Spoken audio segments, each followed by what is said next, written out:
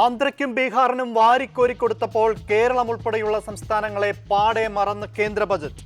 ഭരണമുറപ്പിക്കാനുള്ള ഈ കൺകെട്ട് വിദ്യയിൽ ഫെഡറൽ തത്വങ്ങൾ പോലും മറന്നോ കേന്ദ്ര സർക്കാർ?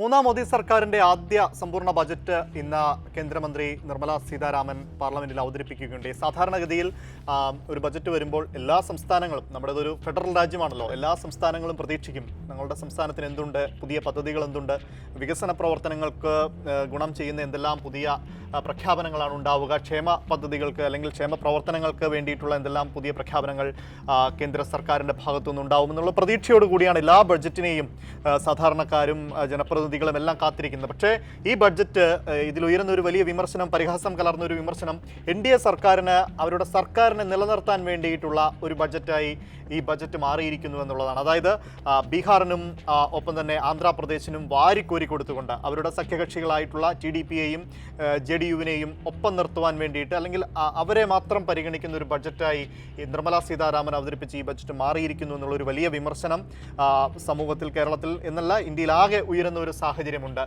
അങ്ങനെ തന്നെയാണോ? ആ നിലയിലുള്ള ഒരു പരിഗണന തന്നെ നമ്മൾ നോക്കുമ്പോഴും അങ്ങനെ തന്നെയല്ലേ കാണുന്നത്? ഒരു പക്ഷേ ഇത്രയേറെ സംസ്ഥാനങ്ങളുള്ള ഒരു രാജ്യത്ത്, ഒരു ഫെഡറൽ രാജ്യത്ത് ആ നിലയിൽ ഒരു വീതം വെപ്പ് അല്ലെങ്കിൽ എല്ലാവരെയും പരിഗണിക്കുന്ന ഒരു ബജറ്റാണ് ഉണ്ടായതെന്ന് നമുക്ക് നോക്കുമ്പോഴും കാണുന്നില്ല. അമൽ, തീർച്ചയായും ഇവിടെ നോക്കൂ, 1 മണിക്കൂർ 23 മിനിറ്റ് ദൈർഘ്യമുള്ള ബജറ്റ് പ്രസംഗമാണ് ഇന്ന് ധനമന്ത്രി നിർമ്മല സീതാരാമൻ നടത്തിയിരിക്കുന്നത്. സ്വാഭാവികമായും നരേന്ദ്രമോദി സർക്കാരിൻ്റെ 3ാം ടേമിലെ ആദ്യ ബജറ്റാണ് ഇത്. ഇതിനു മുൻപ് നടത്തിയ ബജറ്റ് പ്രസംഗങ്ങളൊക്കെ നമ്മുടെ മുന്നിൽ ഓർമ്മയുണ്ടല്ലോ. അവിടെ ഏറ്റവും കൂടുതൽ മുഴങ്ങിക്കേട്ടത്, ബജറ്റ് സമയത്തും നമ്മൾ മുഴങ്ങിക്കേട്ടത് മോദിക്ക് വേണ്ടിയുള്ള മുദ്രാവാക്യങ്ങളായിരുന്നു. പക്ഷേ ഇന്നത്തെ ബജറ്റ് പ്രസംഗം എടുത്ത് പരിശോധിച്ചാൽ അതിന് പകരം ഈ ബജറ്റ് പ്രസംഗത്തിൽ തന്നെ ഏറ്റവും കൂടുതൽ ഇടം പിടിച്ച വാക്കുകൾ ഏതാണെന്ന് ചോദിച്ചാൽ അത് ബീഹാറും ആന്ധ്രയുമാണ്. ഈ 2 സംസ്ഥാനങ്ങൾക്ക് വേണ്ടി ഉണ്ടാക്കിയ ഒരു ബജറ്റ് എന്നാണിപ്പോൾ കേരളമടക്കമുള്ള സംസ്ഥാനങ്ങൾ വിമർശനമായി പറഞ്ഞത്. ഇപ്പോൾ മുഖ്യമന്ത്രി പിണറായി വിജയൻ തന്നെ അത് പറഞ്ഞിരിക്കുന്നു. എല്ലാ സംസ്ഥാനങ്ങൾക്കും വേണ്ടി ഉണ്ടാകേണ്ട പദ്ധതികൾ പ്രഖ്യാപിക്കേണ്ട ഒരു ബജറ്റായിരുന്നു. പക്ഷേ അത് 2 സംസ്ഥാനങ്ങൾക്ക് മാത്രമായി ഒതുങ്ങിപ്പോയി. അത് കേരളത്തിൻ്റെ മാത്രം വിഷയമല്ല, കേരളമടക്കമുള്ള മറ്റെല്ലാ സംസ്ഥാനങ്ങളെയും പാടെ അവഗണിക്കുന്നൊരു ബജറ്റാണ് ഇന്ന് ധനമന്ത്രി അവതരിപ്പിച്ചത് എന്നുള്ള വിമർശനമാണ് ഇപ്പോൾ കേരളമടക്കം ഉന്നയിക്കുന്നത്.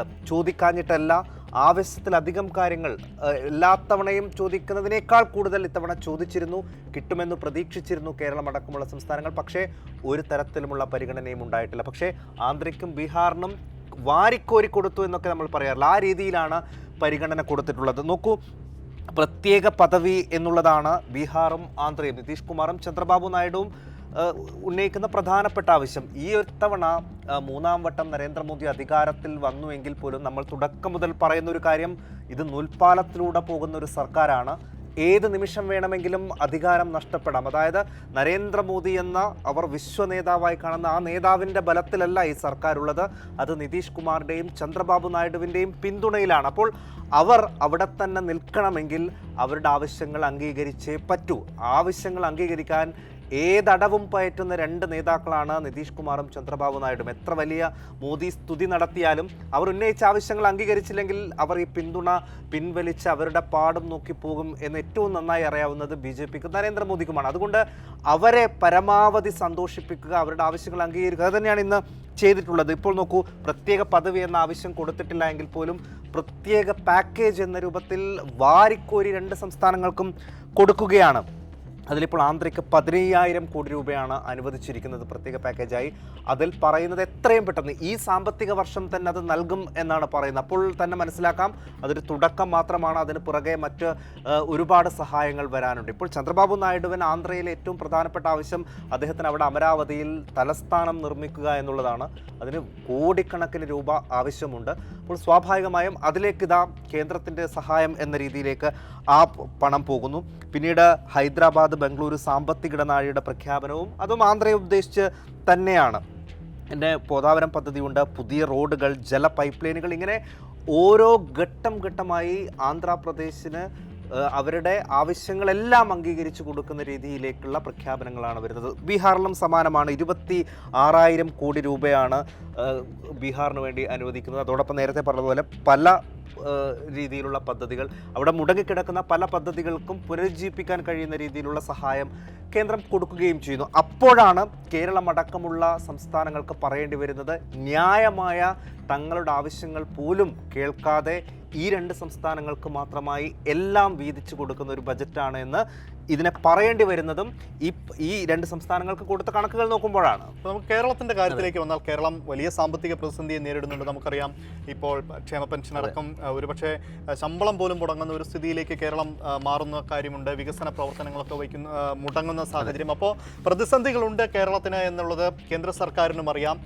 നമ്മൾ ആ പ്രതിസന്ധിയിൽ കൂടി കടന്നുപോയിക്കൊണ്ടിരിക്കുകയാണ്. അപ്പോൾ അതുകൊണ്ട് തന്നെയാണ് സായി ഇപ്പോൾ സൂചിപ്പിച്ചതുപോലെ വലിയ ആവശ്യങ്ങൾ മുൻപുണ്ടായിരുന്നതിനേക്കാൾ ഞങ്ങൾക്ക് ഇങ്ങനെ പോരാ, ഞങ്ങളുടെ പ്രതിസന്ധി ഇതാണ് എന്ന് കൃത്യമായി കേന്ദ്രത്തെ അറിയിക്കുന്ന ഒരു സാഹചര്യം ഉണ്ടായിരുന്നു. അങ്ങനെ വിവിധങ്ങളായിട്ടുള്ള ആവശ്യങ്ങൾ സംസ്ഥാനം ഈ ബജറ്റിൽ ഒരു സഹായം എന്നുള്ള നിലയിൽ കേന്ദ്ര സർക്കാരിൻ്റെ ഭാഗത്തേക്ക് അഭ്യർത്ഥിച്ചത് ഏറ്റവും പ്രധാനപ്പെട്ടത് നമുക്കറിയാം, ദേശീയപാതാ വികസനവുമായി ബന്ധപ്പെട്ട് മുടങ്ങിക്കിടന്ന ദേശീയപാതാ വികസനം അത് നമ്മുടെ ഗതാഗത കുരുക്കുന്നതിനപ്പുറത്തേക്ക് സംസ്ഥാനത്തിൻ്റെ വളർച്ചയെ തന്നെ പ്രതികൂലമായി ബാധിച്ചിരുന്ന ഒരു സംഗതിയാണ്. അപ്പോൾ ആ ദേശീയപാതാ വികസനം കൃത്യസമയത്ത് നടക്കണമെന്നുള്ളതിൻ്റെ ഭാഗമായിട്ട് തന്നെയാണ് ഈ അതിൻ്റെ ചെലവും സ്ഥലമേറ്റെടുപ്പ് ഉൾപ്പെടെയുള്ള ഭാഗങ്ങളുടെ പരം അതിൽ 4-1 തന്നെ സംസ്ഥാന സർക്കാർ വഹിക്കാം. മറ്റൊരു സംസ്ഥാനങ്ങളിലും നടക്കാത്ത തരത്തിൽ ഇവിടെ അത്തരത്തിലുള്ള ഒരു ഇനീഷ്യേറ്റീവ് സംസ്ഥാനം എടുത്തു. ആ നിലയിൽ ദേശീയപാതാ വികസനം പൂർത്തിയാവുന്നു. ആ നിലയിൽ വലിയ ഭാരിച്ച ഒരു തുക സംസ്ഥാനത്തിന് അതിലേക്കായി മുടക്കേണ്ടി വന്നിട്ടുണ്ട്. അതുകൊണ്ട് തന്നെയാണ് 6000 കോടിക്ക് അതിനുവേണ്ടി ചെലവിട്ട 6000 കോടിക്ക് തുല്യ തുക ഉപാധിരഹിത കടമായിട്ട് വേണം എന്നുള്ളതായിരുന്നു കേരളത്തിൻ്റെ ഒരു ആവശ്യം. ആ ഒരു ആവശ്യത്തിലേക്ക് കേന്ദ്ര സർക്കാർ എത്തി നോക്കിയിട്ട് പോലും ഇല്ല എന്നുള്ളതാണ്. അതായത് മറ്റൊന്ന് നികുതി വിഹിതം 40:60 എന്നുള്ള ഒരു അനുപാതത്തിലാക്കുക എന്നുള്ള അങ്ങനെ ഒരു പുനർനിർണ്ണയം വേണമെന്നുള്ള ഒരു ആവശ്യം സംസ്ഥാനം മുന്നോട്ട് വെച്ചു. അതും കേന്ദ്ര സർക്കാർ അല്ലെങ്കിൽ ഈ കേന്ദ്ര ബജറ്റിൽ ഒരു പരിഗണനാ വിഷയമായില്ല. കടമെടുപ്പ് പരിധി GSDPയുടെ 3.5% ഉയർത്തണമെന്നുള്ള ഒരു ആവശ്യം. കടമെടുപ്പ് പരിധി പല ഘട്ടങ്ങളിലായി കേന്ദ്ര സർക്കാർ കുറച്ചതിൻ്റെ പ്രതിസന്ധികൾ നമ്മളിവിടെ അനുഭവിച്ചതാണ്. അതിനെ സുപ്രീം കോടതിയിൽ അതെ. അപ്പോൾ അങ്ങനെ ഒരു ആവശ്യം കേരളം മുന്നോട്ട് വയ്ക്കുന്നു. ആ ആവശ്യവും നിരസിക്കപ്പെടുന്നു. ഇപ്പോൾ കിഫ്ബി പെൻഷൻ കമ്പനി എന്നിവ മുൻ വർഷങ്ങളിലെടുത്ത വായ്പ ഈ വർഷത്തെയും അടുത്ത വർഷത്തെയും കടപരിധിയിൽ കുറയ്ക്കാനാണല്ലോ തീരുമാനിച്ചിരിക്കുന്നത്. ആ തീരുമാനം പുനഃപരിശോധിക്കണമെന്നുള്ള ഒരു ആവശ്യം സംസ്ഥാനം മുന്നോട്ട് വെച്ചു. അതും ഈ പറഞ്ഞതുപോലെ നമ്മുടെ സാമ്പത്തിക ബാധ്യതയെ ഒന്ന് മറികടക്കുവാൻ വേണ്ടിയിട്ടുള്ള ഒരു ആവശ്യമായിരുന്നു. സാമ്പത്തികമായി ഉണ്ടാകുന്ന ഈ മുരടിപ്പിനെയും ഒക്കെ നമ്മുടെ വികസന പ്രവർത്തനങ്ങളും ക്ഷേമ പ്രവർത്തനങ്ങളും ഒക്കെ മുരടിക്കുന്നു എന്നുള്ള ഒരു പ്രതിസന്ധിയെ മറികടക്കുവാൻ വേണ്ടിയിട്ടുള്ള ഒരു ആവശ്യമാണ്. ആ ആവശ്യത്തെയും കേന്ദ്ര സർക്കാർ കാണാതെ പോകുന്ന ഒരു കാഴ്ചയുണ്ടായിരുന്നു. മറ്റൊന്ന് വിഴിഞ്ഞം പ്രധാനപ്പെട്ട ഒരു സംഗതിയാണ്. നമുക്ക് സംസ്ഥാനത്തിൻ്റെ ഒരു മാത്രം കാര്യമല്ലല്ലോ, രാജ്യത്തിൻ്റെ തന്നെ വളർച്ചയെ നിർണായകമായി സ്വാധീനിക്കാൻ പോകുന്ന എൻ്റെ വാർത്തകളും ചർച്ചകളും ഒക്കെ നമ്മൾ കഴിഞ്ഞ ദിവസങ്ങളിൽ നടത്തിയതാണ്. വിഴിഞ്ഞം പദ്ധതി എങ്ങനെ രാജ്യത്തിൻ്റെ വളർച്ചയെ സഹായിക്കുമെന്നുള്ള കാര്യങ്ങളൊക്കെ നമ്മൾ ചർച്ച ചെയ്തു പോയ കാര്യമാണ്. അങ്ങനെയുള്ള ആ വിഴിഞ്ഞം പദ്ധതിയുടെ തുറമുഖത്തിന് വേണ്ടിയിട്ടുള്ള ഒരു 5000 കോടിയുടെ പാക്കേജ്, അത് വിഴിഞ്ഞം തുറമുഖം മാത്രമല്ല അതിൻ്റെ അനുബന്ധ വികസനങ്ങൾക്കൊക്കെ വേണ്ടിയിട്ട് ചോദിച്ചതാണ്. ആ പാക്കേജിനോട് പോലും കേന്ദ്ര സർക്കാർ വേണ്ടത്ര പരിഗണനയെന്നില്ല, ആ ഒരു പാക്കേജ് പരിഗണിക്കുക പോലും സർക്കാർ ചെയ്തിട്ടില്ല എന്നുള്ളൊരു കാര്യമുണ്ട്. അങ്ങനെ വിവിധങ്ങളായിട്ടുള്ള പ്രശ്നങ്ങൾ ഇനിയുമുണ്ട് ഏറെ എന്ന് തോന്നുന്നു. വലിയ അതിലിപ്പോൾ അമൽ പറഞ്ഞത് കൂടാതെ സിൽവർ ലൈൻ ഒരു പക്ഷേ ഈ ബജറ്റിൽ കാര്യമായിട്ടുള്ള ഒരു പരിഗണന കിട്ടും എന്ന് സർക്കാർ പ്രതീക്ഷിച്ചിരുന്നു. നേരത്തെ സർക്കാർ അതിൽ നിന്ന് പിന്മാറിയതാണ്. കാരണം കേരളത്തിന് ഒറ്റയ്ക്ക് ഇത് ഏറ്റെടുത്ത് നടത്താൻ കഴിയില്ല, കേന്ദ്രത്തിൻ്റെ നിസ്സഹകരണം, കേന്ദ്രത്തിന് ഇതിൽ താല്പര്യമില്ല എന്ന ഒരു സൂചന വന്നപ്പോൾ തന്നെ കേരളം അതിൽ നിന്ന് പിന്മാറിയിരുന്നു. പക്ഷേ ഇത്തവണ വീണ്ടും സർക്കാർ ചെയ്ത ഒരു കാര്യം, കേരള സർക്കാർ ചെയ്ത ഒരു കാര്യം, കേന്ദ്രത്തിന് വീണ്ടും ഒരു കത്ത് നൽകുകയാണ്.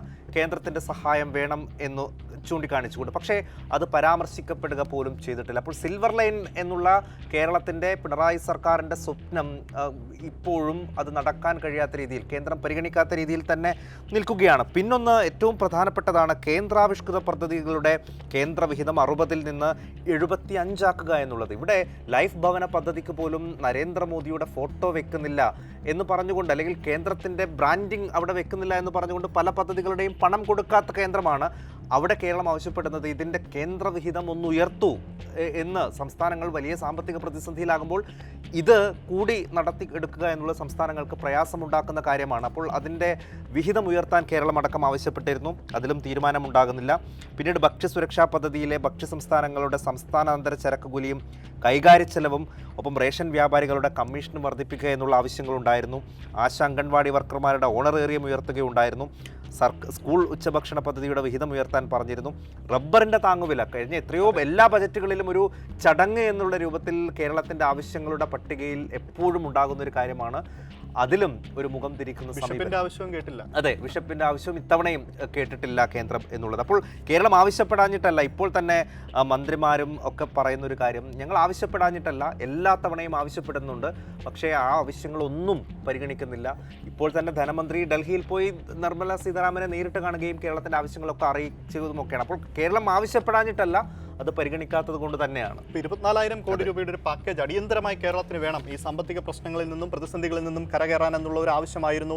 ഇതിൻ്റെ ഒപ്പം തന്നെ കെ.എൻ. ബാലഗോപാൽ ധനമന്ത്രിയോട്, കേന്ദ്ര ധനമന്ത്രിയോട് അഭ്യർത്ഥിച്ചത്. പക്ഷേ അതൊന്നും ഇതിൻ്റെ ഭാഗമായിട്ട് വന്നിട്ടില്ല. ഇപ്പോൾ നമുക്കറിയാം, നമ്മുടെ നാട് നേരിടുന്ന ഒരു പ്രശ്നം സാമ്പത്തികമായിട്ടുള്ള ഈ ഒരു പ്രതിസന്ധിക്ക് അപ്പുറത്തേക്ക് നിരന്തരം അടിക്കടി ഉണ്ടാവുന്ന പ്രകൃതി ദുരന്തങ്ങൾ നമ്മുടെ സംസ്ഥാനത്തെ വലിയ രീതിയിൽ പിന്നോട്ടടിച്ചിട്ടുണ്ട്. 2018 പ്രളയത്തിന് ശേഷം പിന്നീട് തുടർച്ചയായി ഉണ്ടാവുന്ന കാലാവസ്ഥ വ്യതിയാനങ്ങൾ, മഴക്കാലത്ത് അതിശക്തമായി പെയ്യുന്ന മഴ, വേനൽക്കാലം അതിരൂക്ഷമാകുന്നു. കഴിഞ്ഞ വേനലൊക്കെ നമുക്ക് മറക്കാൻ പറ്റില്ല. ഹെക്ടർ കണക്കിന് കൃഷി നമ്മുടെ സംസ്ഥാനത്ത് നശിച്ചു. എത്രയോ കർഷകർ ദുരിതത്തായിരിക്കും. അത് തീരപ്രദേശമെന്നോ മലനാടെന്നോ ഇടനാടെന്നോ വ്യത്യാസമില്ല. കേരളത്തിലാകെയുള്ള കർഷകർക്ക്, അത് മലയോര മേഖലയിലാണെങ്കിലും അല്ലെങ്കിലും എല്ലാം കാർഷിക മേഖലയ്ക്ക് വലിയ നഷ്ടമുണ്ടായിട്ടുണ്ട്. അപ്പോൾ അത്തരം ആ കാർഷിക മേഖലയിൽ ഉണ്ടായിട്ടുള്ള നഷ്ടങ്ങളെയൊക്കെ മറികടക്കുന്നതിന് വേണ്ടിയിട്ടുള്ള ഒരു സഹായങ്ങളും കേന്ദ്ര സർക്കാരിൻ്റെ ഭാഗത്തുനിന്ന് ഉണ്ടായിട്ടില്ല എന്ന് മാത്രമല്ല, മറ്റൊന്ന് എയിംസുമായി ബന്ധപ്പെട്ട് കാലങ്ങളായി ചർച്ച ചെയ്യുന്നതാണ്. ഇപ്പോൾ കേരളത്തെ സംബന്ധിച്ചിടത്തോളം സ്ഥലമേറ്റെടുക്കൽ ഉൾപ്പെടെയുള്ള പൂർത്തിയായ ഒരു ഘട്ടത്തിൽ പോലും അതിനോട് മുഖം തിരിച്ചു നിൽക്കുകയാണ് കേന്ദ്ര സർക്കാർ എന്നുള്ള ഒരു പ്രധാനപ്പെട്ട കാര്യമുണ്ട്. അത് നോക്കൂ, ഇവിടെ നിന്നൊരു എം പി,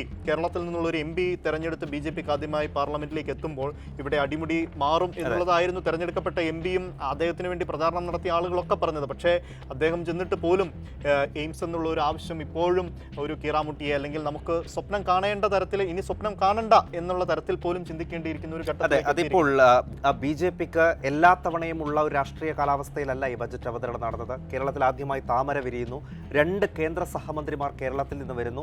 എല്ലാ നിയമസഭാ മണ്ഡലങ്ങളിലും BJPക്ക് വോട്ട് വർധനവുണ്ടാകുന്നു. അങ്ങനെ BJP വളരെ പ്രതീക്ഷ വെച്ച് പുലർത്തുന്ന ഒരു നാളുകളിലാണ് കേന്ദ്രത്തിൻ്റെ ഒരു ബജറ്റ് ഉണ്ടായത്. സ്വാഭാവികമായും എല്ലാവരും വിലയിരുത്തിയിരുന്നത് ബജറ്റിലും കേരളത്തിൻ്റെ അല്ലെങ്കിൽ മലയാളികളുടെ മനം നിറയ്ക്കുന്ന ചില പ്രഖ്യാപനങ്ങൾ ഉണ്ടാകും എന്നുള്ളതാണ്. പക്ഷേ അത് നിരാശപ്പെടുത്തിപ്പോയി BJP പ്രവർത്തകരെ പോലും എന്ന് തന്നെ നമുക്ക് പറയേണ്ടി വരും. ഇപ്പോൾ എയിംസിനെ കുറിച്ച് പറഞ്ഞതുകൊണ്ട് പറയുകയാണ്. എയിംസ് അറിയാം, മുഖ്യമന്ത്രി അയച്ചൊരു കത്തിന് മറുപടിയായിട്ടാണ് കേരളത്തിന് എയിംസ് നൽകാമെന്ന് കേന്ദ്രം പറയുന്നത്. രേഖാമൂലം തന്നെ അത് പറയുന്നു.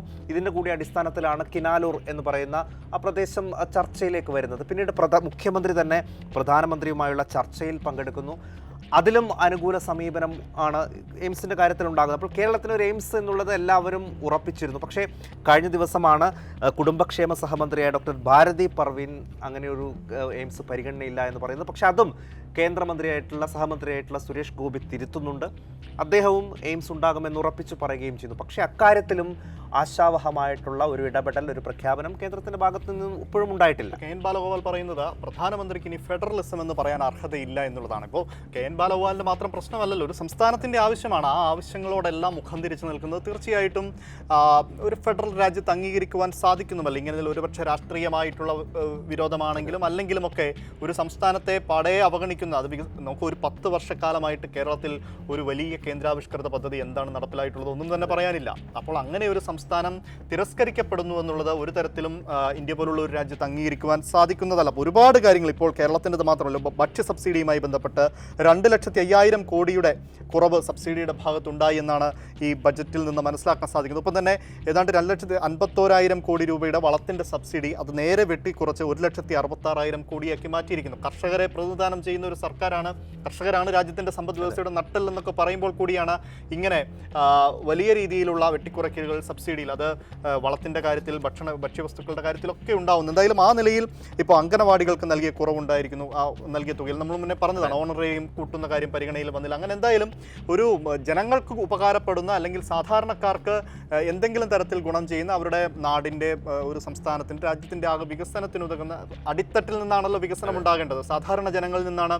ദരിദ്രത്തിൻ്റെ ശാക്തീകരണമാണ് യഥാർത്ഥ വികസനം എന്നാണ് അമർത്യ സെൻ പറഞ്ഞത്. അപ്പോൾ അങ്ങനെ ഒരു സാധാരണക്കാരനെ കണ്ടുകൊണ്ടുള്ള ഒരു ബജറ്റ് അല്ല ഇതെന്ന് കൃത്യമായി പറയേണ്ടി വരും. അതെ, ഇതിപ്പോൾ ഇതിൽ കേരളത്തിൻ്റെ ധനമന്ത്രിയായ കെ എൻ ബാലഗോപാൽ പരിഹാസ രൂപത്തിൽ പറഞ്ഞൊരു കാര്യമുണ്ട്. അതായത് വിഴിഞ്ഞത്തിനൊന്നും യാതൊരു പരിഗണനയും കിട്ടിയില്ല. കേരളത്തിൽ BJP അക്കൗണ്ട് തുറന്നപ്പോൾ കേരളത്തിൻ്റെ അക്കൗണ്ട് പൂട്ടിപ്പോകുന്ന ഒരു ബജറ്റാണ് ഇപ്പോൾ ഉണ്ടായിട്ടുള്ളത് എന്നാണ് അദ്ദേഹം പറയുന്നത്. അദ്ദേഹം പറയുന്ന കണക്കുകൾ ഇതാണ്. അതായത് മൊത്തം റവന്യൂ വരുമാനത്തിൻ്റെ 21% കേന്ദ്രവിഹിതമായി ലഭിക്കുന്നത്.